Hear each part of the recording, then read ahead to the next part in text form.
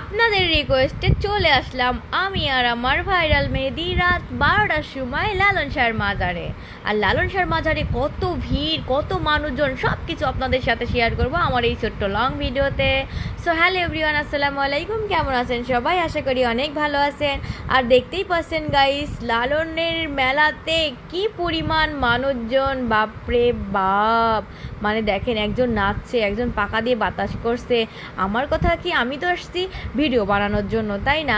আমি তো কাজে এসেছি, তো এরা কোন কাজে এসে এখানে বসে আছে? ঘর বাড়ি ফেলি থুয়ে, বউ বাচ্চা ফেলি থুয়ে এখানে এসে হাত পাকা দিয়ে বাতাস খাওয়ার কোনো দরকার আছে বলেন? বাড়িতে যদি শুয়ে শুয়ে ফ্যানের বাতাস খাই তাও তো একটু আরাম লাগে, তাহলে হাত পাকা দিয়ে বাতাস খাওয়ার কি আছে? যাই হোক বন্ধুরা, আমাদের এত ভেবে লাভ নাই, আমরা চলে যাই কারা কি করতেছে সেই দিকে। তো দেখেন কি পরিমাণ লাইটিং করছে, আল্লাহ, সরকার কত টাকা খরচ করে যে এই সব লালনের মেলায় লাইটিং ফাইটিং করছে। এর থেকে যদি আমারে কিছু টাকা দিত, আমি বিদেশ চলে যাইতাম, টাকা নিয়ে সেটেল হয়ে যেতাম বিদেশ। যাই হোক, আমাকে যখন দিল না, তারা আর কি করব। আপনারা ভিডিও দেখে বেশি বেশি করে লাইক কমেন্ট শেয়ার করবেন, আর এখান থেকে যেই টাকাটা আসবে সেই টাকা দিয়ে আমি আমার সংসার চালাবো গাইস। যাই হোক বন্ধুরা, একটু মজা করলাম আপনাদের সাথে। তো দেখেন এখানে কত সাধু সন্ন্যাসী বসে আছে, যার যার মতো সেই গল্প করছে, কেউ শুয়ে আছে, কেউ বসে আছে, কেউ আবার ইন্টারভিউ দিচ্ছে। তো যাই হোক বন্ধুরা, ফেসবুক খুললেই কিন্তু লালন মেলা লালন মেলা লালন মেলা লালন মেলা শুনতে শুনতে অতিষ্ঠ হয়ে আমি আমার মেয়েদিকে নিয়ে চলে আসলাম রাত 12টার সময়। বললাম চলেন এখনই যাব, এখনই গিয়ে আমরা ভিডিও করব, কারণ এখন গিয়ে যদি ভিডিও না করি তাহলে তো ভিডিও ভাইরাল হবে না। তো যাই হোক, লালন মেলায় কিন্তু আমার বর বললো ঠিক আছে চলো আমিও যাই তোমার সাথে। তো আমরা দুইজনই কিন্তু চলে আসলাম লালন মেলাতে। আর এসে দেখছি এখানে কত সাধু সন্ন্যাসী, কত দেশ বিদেশ থেকে আসছে গাইস। তো যাই হোক, আপনারা এখনও যারা লালন মেলাতে আসেননি তারা অবশ্যই চলে আসেন। আজকে থেকে লালন মেলা শুরু, আর থাকবে 3 দিন ব্যাপী সরকারি, আর প্রায় 2 সপ্তাহ 3 সপ্তাহ ধরে থাকবে এমনিতেই অনেক দোকানপাট সব কিছু।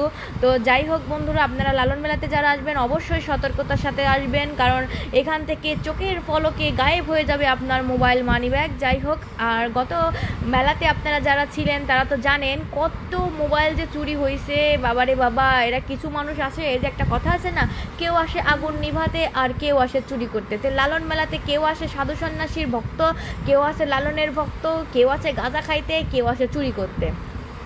তো বন্ধুরা, আপনারা কিন্তু সতর্কতার সাথে সবাই থাকবেন, কারণ আপনাদের মোবাইল, মানি ব্যাগ, এখনকার মোবাইল যদি একটা হারায়, এই যে কি একটা কষ্টের ব্যাপার। যাই হোক জানেন, মনে করেন আপনারা তো সবাই জানেন, আমি আর কি বলবো। তো এই যে মাঝে সাঝে একটা বড় লম্বা একটা ভাইয়াকে দেখতে পাচ্ছেন, এই ভাইয়াটা কিন্তু আমার ভাইয়া হয়, আমাদের সাথে ছিল আর কি, মানে মেহেদির সাথে ছিল। তো ভাইয়া কিন্তু প্রথমেই দেখলেন আপনারা ভিডিওতে একটা ফায়ারিং করতেছিল, ভাইয়ার কিন্তু হাত প্রচুর নিরিখ। তো যাই হোক বন্ধুরা, দেখেন এই যে মানে তাঁবু টানিয়ে এখানে আসে, কি দরকার রে ভাই তাঁবু টানিয়ে থাকার? নিজের বাড়িগত ফেলি থিয়ে এসব মাজারের সামনে তাঁবু টানা থাকি লাভ কি? আমি এটাই বুঝি না এরা কেন আসে। তো যাই হোক বন্ধুরা, আমরা কিন্তু লালন ছেলে, আপনারা আবার কেউ ভাবেন না আমরা আবার গাঁজা খেতে এসেছি। তো যাই হোক, এটা কিন্তু গাঁজা নয়, এটাকে সিদ্ধি বলে। আর জানেন আপনারা, অনেক সাধু সন্ন্যাসীরা বলছে যে এটা হচ্ছে আল্লাহর প্রকৃত গাছ, এটা কি কোনো নেশা না, এইটা যদি আমরা না খাই তাহলে তো আমরা ভক্তি শ্রদ্ধা সহকারে লালনের ভক্তিই করতে পারবো না। যাই হোক, পুলিশ প্রশাসন এসে কিন্তু এই সাধু সন্ন্যাসীর কথায় হিমশিম খেয়ে বাড়ি ফিরে চলে গেছে, বা তারা এখন পাহারা দিচ্ছে। তো যাই হোক, যখন পুলিশ প্রশাসন পারেনি, তখন আমরা আপনারা সাধারণ মানুষ কি করে পারবো এদের গাঁজা খাওয়া আটকানো? তো যাই হোক, গাঁজা খাওয়ার আটকানোর থেকে আমার মনে হয় 2-1 টান মারা ভালো। তো বন্ধুরা, আমি কিন্তু টান দেইনি। এর আগে আমি একটা ভিডিও চাইছিলাম মেহেদির সাথে, যে মেহেদি কোথায় তুমি বন্ধু, আসো গাঁজা খাবো।